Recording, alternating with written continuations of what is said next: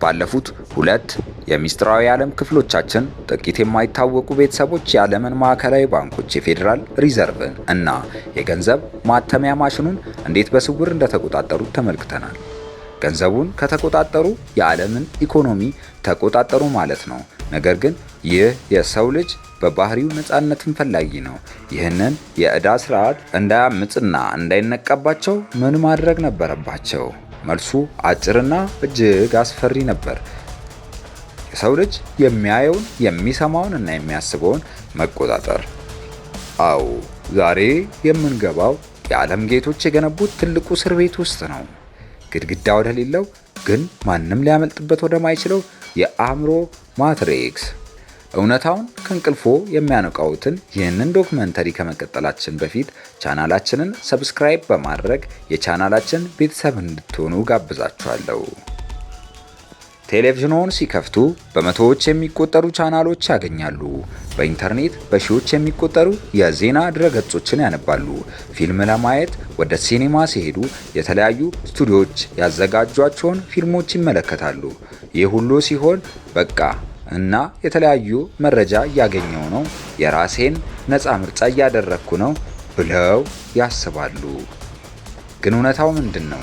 በዓለም ላይ ያሉትን 90% ዋና ዋና ሚዲያዎች፣ ጋዜጦች፣ የሆሊውድ ፊልም አምራቾችና የዜና አውታሮች በባለቤትነት የሚያስተዳድሩት 6 ግዙፍ ኮርፖሬሽኖች ብቻ ናቸው። እነዚህ 6 ኮርፖሬሽኖችስ የማን ናቸው? የገንዘቡን ማትሪክስ በፈጠሩት የባንክ ጌቶች እጅ ያሉ ናቸው። ይህ ማለት እርስዎ የፖለቲካ ክርክር ሲያዩ ሁለት የተለያየ ሐሳቦች እየተከራከሩ ያሉ ይመስሎታል። ነገር ግን የሁለቱም ተከራካሪዎች ማይክሮፎን የተገዛው በአንድ ሰው ኪስ ነው። የሚዲያው ዋና ዓላማ እርሶን ማሳወቅ ሳይሆን ማዘናጋት ነው። እውነተኛው የሀብት ዘረፋ በጀርባ ሲካሄድ ህዝብ ዘር በዘር በሃይማኖትና አላስፈላጊ በሆኑ የፖለቲካ ዜናዎች እርስ በርሱ እንዲባላ ይደረጋል። ከቴሌቪዥን አልፈን ወደ ስማርት ስልኮቻችን ስንመጣ ደግሞ ነገሩ እጅግ የከፋ ይሆናል። ዛሬ ላይ ሶሻል ሚዲያ እንደ ቲክቶክ፣ ዩቲዩብ እና ፌስቡክ ያሉ መድረኮች የሚመሩት እጅግ በጣም ውስብስብ በሆነ አልጎሪዝሞች ነው። እነዚህ አልጎሪዝሞች የተሰሩት ለእርሶ ጠቃሚ መረጃ ሊሰጡት አይደለም። ይልቁንም የእርሶን ስነ ልቦና በመቆጣጠር አይኑን ከስክሪኑ ላይ እንዳይነቅሉ ለማድረግ ነው። ምን እንደሚወዱ፣ ምን እንደሚያስፈራዎትና ስሜቶን ምን እንደሚነካው ስልኮ ከእርሶና ከቤተሰቡ በላይ ያውቀዋል። ይህ መረጃ ደግሞ ለነዚህ የዓለም ጌቶች በቢሊዮን ዶላር የሚሸጥ ወርቅ ነው። በዚህ የዲጂታል ማትሪክስ ውስጥ ምርቱ እኛ ነን። ሐሳባችን፣ ጊዜያችንና ትኩረታችንን ነው የሚሸጠው። እስቲ ቆም ብላችሁ አስቡ። ለምንድን ነው በትምህርት ቤት ውስጥ ረድፍ በረድፍ የምንቀመጠው? ለመናገር ለምን እጃችንን እናወጣለን? በየ40 ወይም 45 ደቂቃው ለምን ደውል ይጮሃል? ይህ ስርዓት ምን ያስታውሳችኋል? አዎ በትክክል የፋብሪካ ሰራተኞችን አቀማመጥና የሰዓት ቁጥር ነው። እኛ ሁላችንም የሄድንበት ዘመናዊ የትምህርት ስርዓት ሆን ተብሎ የሰውን ልጅ አእምሮ ነፃ ለማውጣት ወይም ባለሀብትና አሳቢ ለማድረግ የተሰራ ይመስላችኋልን? እውነታው ግን ፍጹም ተቃራኒ ነው።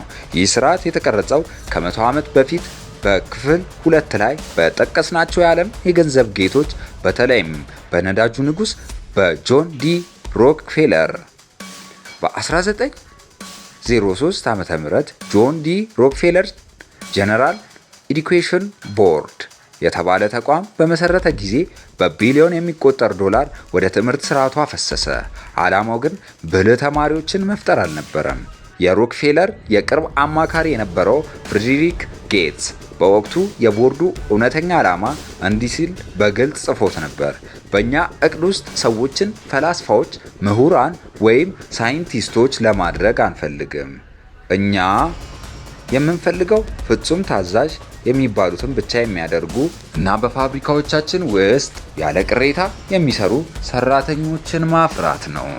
ሮክፌለር ራሱ በታሪካዊ ንግግሩ እንዲህ ብሎ ነበር፣ እኔ አሳቢ ህዝብ አልፈልግም። ስርዓቱ የፈለገው እርስዎ ጎበዝ ተማሪ ሆነው ትልቅ ማዕረግ አግኝተው በከፍተኛ ደሞዝ ለነሱ ኮርፖሬሽን ሌትና ቀን የሚለፋ ታማኝ ሰራተኛ እንዲሆኑ ብቻ ነው። ከትምህርት ቤት ስትወጡ ቀጥታ ወደ ሁለተኛ እስር ቤት ትገባላችሁ። ቤት ለመግዛት ትበደራላችሁ፣ መኪና ለመግዛት ትበደራላችሁ፣ ክሬዲት ካርድ ትወስዳላችሁ።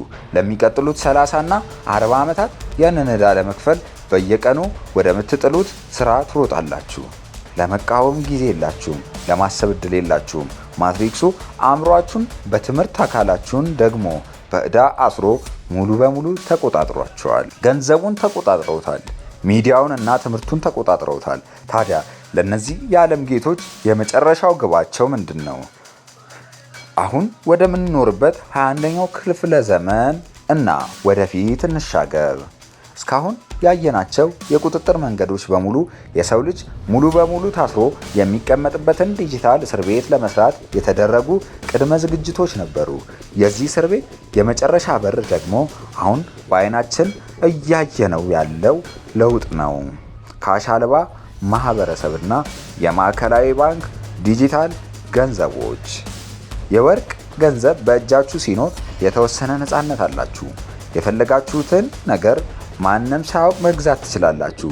ለፈለጋችሁት ሰው መስተርጎም ትችላላችሁ። ባንኮችና መንግስታት የእያንዳንዱን ሳንቲም እንቅስቃሴ 100% መቆጣጠር አይችሉም። ነገር ግን የወርቅ ገንዘብ ሙሉ በሙሉ ጠፍቶ ሁሉም ነገር ዲጂታል ብቻ ሲሆን ምን እንደሚፈጠር አስባችኋል? እያንዳንዱ የምትገዙት ቡና፣ የምትሳፈሩት ታክሲ እና የምታደርጉት ግብይት ሙሉ በሙሉ በአንድ ማዕከላዊ ኮምፒውተር ውስጥ ይመዘገባል። ይህ ማለት የእናንተ የገንዘብ ነፃነት ሙሉ በሙሉ በጥቂት ሰዎች ቁልፍ ስር ማድረግ ማለት ነው። በአሁኑ ሰዓት በዓለም ዙሪያ ያሉ ማዕከላዊ ባንኮች የራሳቸው ዲጂታል ገንዘብ ለማስተዋወቅ ሌትና ቀን እየሰሩ፣ ይህ ገንዘብ እንደ ተራ ዲጂታል ክፍያ አይደለም። ይህ ሊቀነባበር የሚችል ገንዘብ ነው። ይህ ማለት ምን ማለት ነው? ማዕከላዊ ባንክ የእርሶ ገንዘብ መቼ፣ የት እና በምን ላይ ብቻ መዋል እንዳለበት መወሰን ይችላል። ለምሳሌ በዚህ ወር የገዛኸው የስጋ መጠን በዛ፣ ስለዚህ አካውንት ስጋ መግዛት አይችልም ሊሎት ይችላል።